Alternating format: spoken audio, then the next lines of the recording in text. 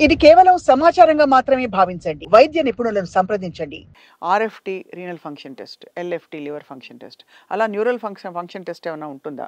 అలా అంటే అంటే వాట్ ఆర్ ద మార్కర్స్ మీ రెగ్యులర్ యాన్యువల్ చెకప్లో maybe you should see a neurologist అనడానికి?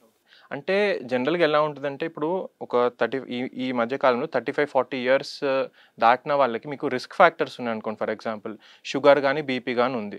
సో ఇది ఉన్నప్పుడు మీకు హార్ట్‌కి ఎంత ఇంపార్టెన్స్ ఇస్తారో, సో బ్రెయిన్‌కి కూడా అంతే ఇంపార్టెన్స్ ఇవ్వాలి మీరు.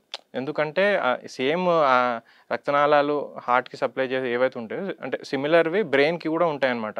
సో ఒక చోట మీకు అబ్‌నార్మల్‌గా అవుతున్నప్పుడు మెదడులో కూడా అవ్వచ్చు. సో వాళ్ళు కొంచెం జాగ్రత్తగా ఉండాలి. ఎస్పెషల్లీ షుగరు, బీపీ ఉన్న వాళ్ళకి. అండ్ కొంతమంది జెనెటిక్ చెప్పాను కదా,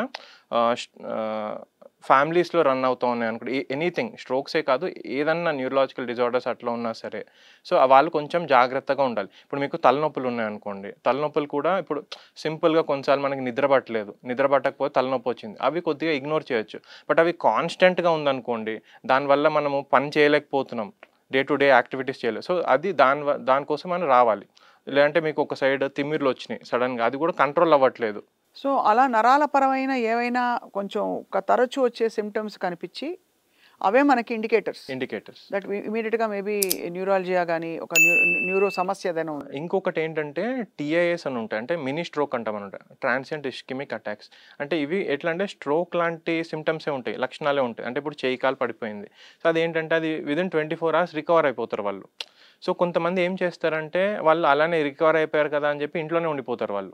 సో బట్ వాళ్ళు ఏం చేయాలంటే, వాళ్ళు ఇమీడియట్గా హాస్పిటల్కి రావాలి. ఎందుకంటే ఈ టీఐఎస్ ముగ్గురికి వచ్చిందనుకోండి, ఒకరికి ఫ్రాంక్గా స్ట్రోక్ వచ్చేస్తుంది. సో వీళ్ళేంటంటే ఇమీడియట్‌గా రావాలన్నమాట వీళ్ళు కూడా హాస్పిటల్‌కి.